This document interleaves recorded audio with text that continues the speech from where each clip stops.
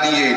जेव्हा जेव्हा अधर्म वाढेल तेव्हा तेव्हा सज्जनांच्या रक्षणासाठी, दुष्टांच्या संहारासाठी, धर्माची स्थापना करण्यासाठी मी युगानुयुगे जन्म घेईन. अशीच काहीशी परिस्थिती जेव्हा या महाराष्ट्रात निर्माण झाली, 1-2 वर्षांमध्ये तब्बल 350 वर्ष हा महाराष्ट्र अंधारात, आणि हाच अंधकार दूर करण्यासाठी एका युगपुरुषाने जन्म घेतला. याच युगपुरुषाच्या पराक्रमाची, सामर्थ्याची आणि स्वराज्य स्थापनेची लहानशी गाथा के.एम. अग्रवाल महाविद्यालय आपल्या सादर करीत आहे.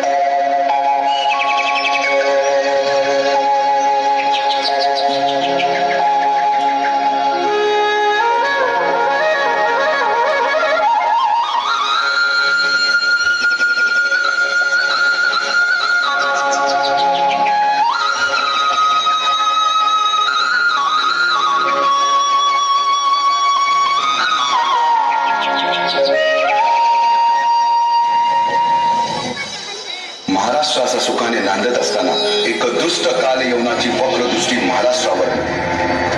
महाराष्ट्र परकीय स्वाऱ्यांच्या टाचेखाली भरडला जातो. अपहरण, अपमान, जुलूम, जबरदस्ती, अन्याय, अत्याचार, मंदिरांची तोडफोड, स्त्रियांची, धनधान्यांची लुटालूट थांबत नव्हती. जेव्हा आपल्याच घरात गोठ्यातली गाय आणि घरातील माय असुरक्षित होते, तेव्हा घरातलाच अंधकार मनात घर करून बसतो. अशा वेळी साधू, संत, लहान, थोर, लेकी, बाई, अवघा महाराष्ट्र देवाला गाराणं घालतोय. अरे जेजुरीच्या खंडोबा, पंढरपूरच्या खंडोबा, तुळजापूरच्या भवानी आई, दार उघड, दार उघड आई, दार उघड.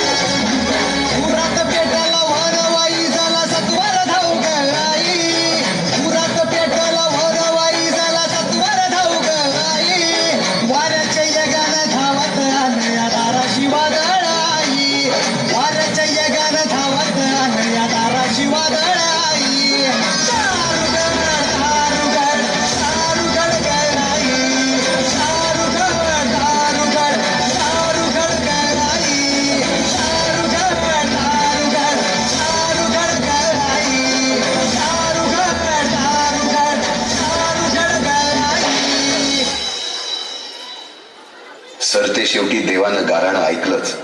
शालिवन शके 1551 शुक्ल नाम संवत्सर, उत्तरायण शिशिर ऋतू, फाल्गुन वद्य तृतीयेला सायंकाळी शुभ लग्न उदित असता कलियुगातील नरसिंहाचा, ग्रहमंडलातील सूर्याचा, नक्षत्रातील ध्रुवाचा, या सम छत्रपती शिवरायांचा शिवनेरीवर जन्म झाला.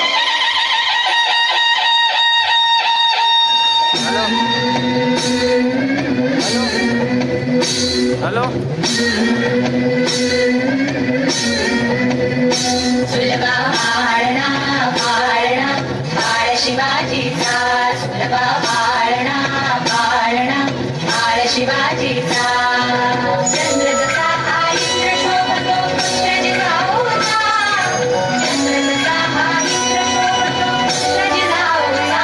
सुलभा पाळणा पाळणा पाळ शिवाजीचा, सुलभा पाळणा पाळणा पाळ शिवाजीचा. रे बाबा जो रे बाबा जो रे बाळा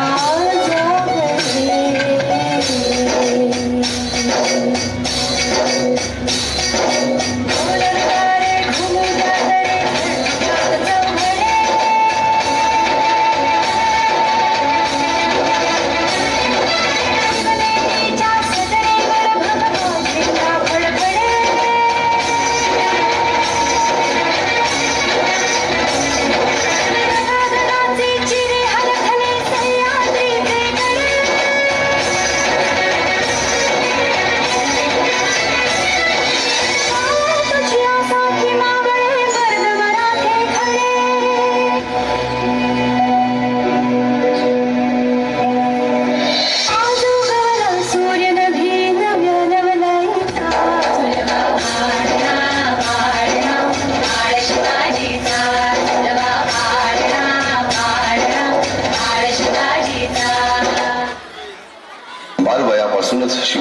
मासाहेब जिजाऊंनी रामायण महाभारतासारख्या गोष्टी सांगायला सुरुवात केली, ज्यामधून धर्म अधर्म सत्य असत्य न्याय अन्याय यातील फरक शिवबांना समजू लागला.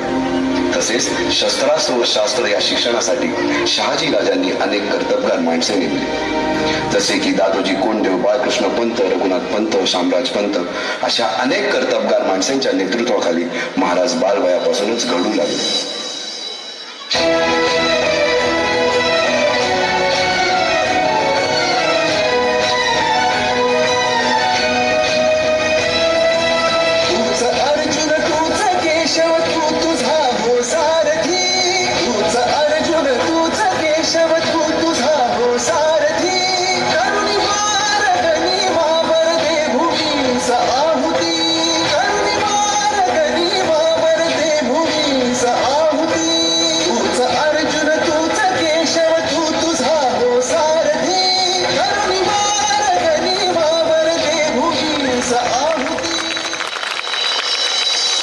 एकटे नेतृत्व कधीच साम्राज्य उभे करू शकत नाही.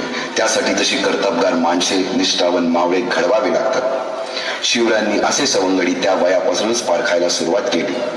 तानाजी मालुसुरे, सूर्याजी मालुसुरे, यसाजी कंक, सूर्याजी काकडे, बाजी जेबे आणि अशा अनेक सवंगड्यासमोर शिवबांनी शपथ घेतली स्वराज्याची, शपथ घेतली स्वराज्याच्या बांधणीची.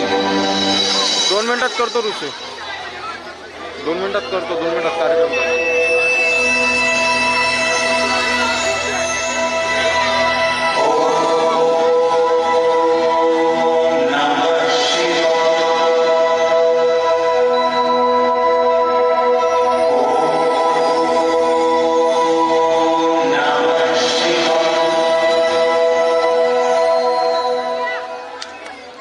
आम्ही मराठे यवनांची पीडा नष्ट करण्यासाठी हिंदवी स्वराज्य स्थापन करीत आहोत.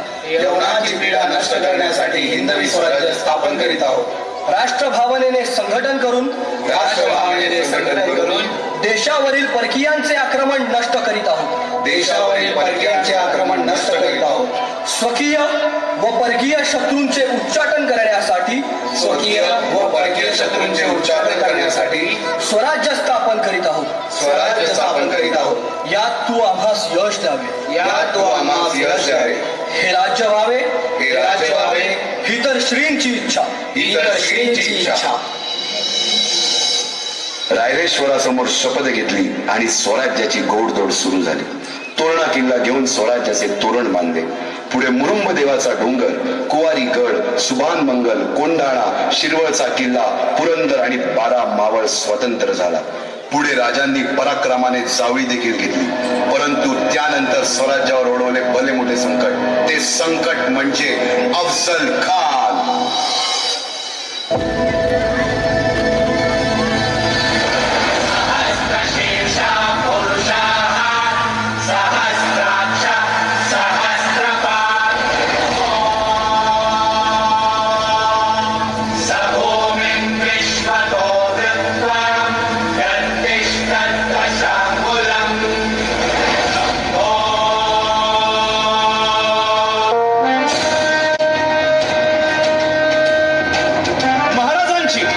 शिवाजी महाराजांची कीर्ती बेफाम होती.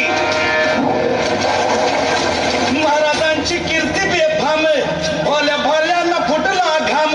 याला कोण घालील येसने दरबारी पुस्ती बेगम.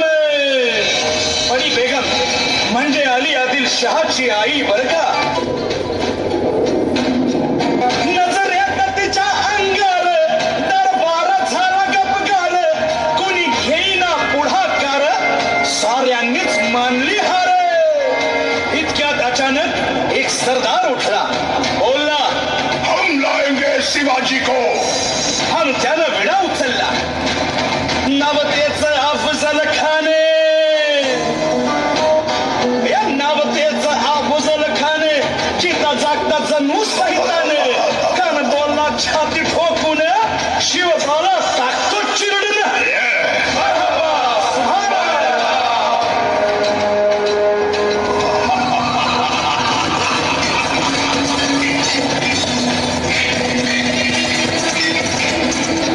आता शिवबाचं काही खरं नाही.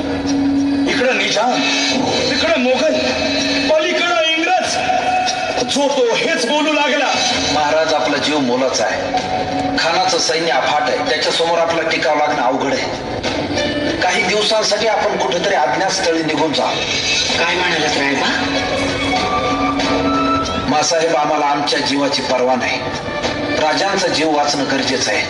रायबा, शिवबा केवळ आमचा पुत्र नाही, तर अवघ्या मराठी जनांचा स्वाभिमान आहे. या मातेने आपला पुत्र गमावला तरी 72, परंतु भ्याडपणे पळून जाऊन या मराठी मुलखाचा स्वाभिमान गमावता कामा नये. अशा वाघिणीचा चोच्छावा.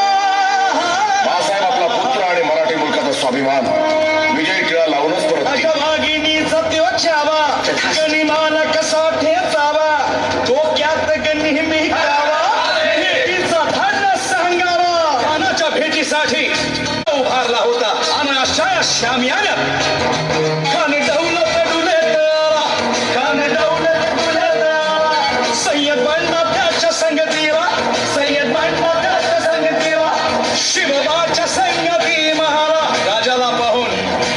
राजाला पाहून खान म्हणतो कसा, आओ आओ शिवाजी, आओ हमारे गले लग जाओ. खानानं राजाला आलिंगन दिलं आणि दगा केला. खान अभिमान मान्याला, खान अभिमान मान्याला, कट्यारीचा वाद त्यानं केला, कट्यारीचा वाद त्यानं केला. खर खर आवाज झाला, खर खर आवाज झाला. चिलखत होतोय अंगाला, चिलखत होतोय अंगाला. खानाचा वार फुका गेला. खान यडबडला. इतक्यात महाराज आला. पोटामंदी पिचवा ठेकेला, पोटामंदी पिचवा ठेकेला. वाघनं खापचा मारा केला, वाघनं खापचा मारा केला. टरा टरा पडलं पोटाला. त्याला गेला खानाचा कोटला. भाई रे आला जीजी, भाई रे आला जीजी, भाई रे आला जीजी. पाहता पाहता पन्हाळ्यापर्यंतचा प्रदेश जिंकून घेतला. कोकणही ताब्यात घेतले. सर्वत्र फक्त विजयच विजय दिसू लागला. हिंदवी स्वराज्य वाढू लागले. अशा या वाढत्या हिंदवी स्वराज्यावरती संकटे येतच होती. पुढे स्वराज्यावर संकट आले ते म्हणजे सिद्धीचे, सिद्धी जोहरचे. सिद्धीने सुमारे 4 महिन्यापेक्षा जास्त पन्हाळ्याला वेढा घातला. या वेढ्यातून महाराजांना सुटकेसाठी बाजी प्रभू देशपांडे, शिवा काशी व अनेक बांधवांनी पराक्रमाची शिकस्त दिली. समोर मृत्यू दिसून सुद्धा शिवा काशी पती शिवराय बनून सिद्धीच्या शामियान्यात जातात. काय म्हणावे त्या धैर्याला. पावनखिंडीत 3000 गनिमांशी अवघ्या 300 मावळ्यांना घेऊन गोडकिंदा रुंडरली आणि बाजी प्रभूंनी राजांना पुढे राहण्यास सांगितले. काय म्हणावे त्या शौर्याला. राजे, लाख मिले तरी चालतील, परंतु लाखांचा पोशिंदा हा जगलाच पाहिजे. जा राजे जा, फक्त एक करा. विशालगडावर पोहोचल्यावर तोफेचे 5 बार द्या. तोपर्यंत हा बाजी या खिंडीतच गनीम रोखून ठेवतो. पुरंदराच्या तळावेळी मुरारबाजींना माझ्या सैन्यात आलमगीर बादशाहकडून मनसब देतो असे आमिष दाखवणाऱ्या त्या दिलेर खानासमोर मुरारबाजी स्वराज्याच्या पायी वाहिलेल्या निष्ठेला आठवून तांडव करतात. काय म्हणावे त्या स्वामी निष्ठेला. पुढे राजांना आग्र्याला जावे लागले. तेथील औरंग्याच्या मगरमिठीतून निष्ठून आल्यावर तहा दिलेल्या किल्ल्यापैकी जेव्हा कोंढाणा घेण्याची वेळ आली तेव्हा स्वतःच्या मुलाचे लग्न बाजूला ठेवून सुभेदार तानाजी मालुसरे पुढे आले. काय म्हणावे त्या त्यागाला. ही मोहीम मॅच फत्ते करणार राजे. आधी लगीन कोंढाण्याचं, मग माझ्या रायबाचं. अशा या स्वराज्याच्या यज्ञकुंडात अनेक महावीरांनी शौर्याची, निष्ठेची, त्यागाची संहिता धारण करून आहुती घेतली. अशा कित्येक महावीरांनी पराक्रमाची पराकाष्ठा करत स्वराज्याचे एक एक दगड, चिऱ्या, पायऱ्या बसवल्या, घडवल्या. एक एक बुरुज बांधला गेला आणि आता वेळ आली त्या बांधलेल्या भक्कम गडावर विजयशी धारण केलेला भगवा ध्वज चढवण्याची, म्हणजेच आपल्या महाराजांच्या, शिवरायांच्या राज्याभिषेकाची.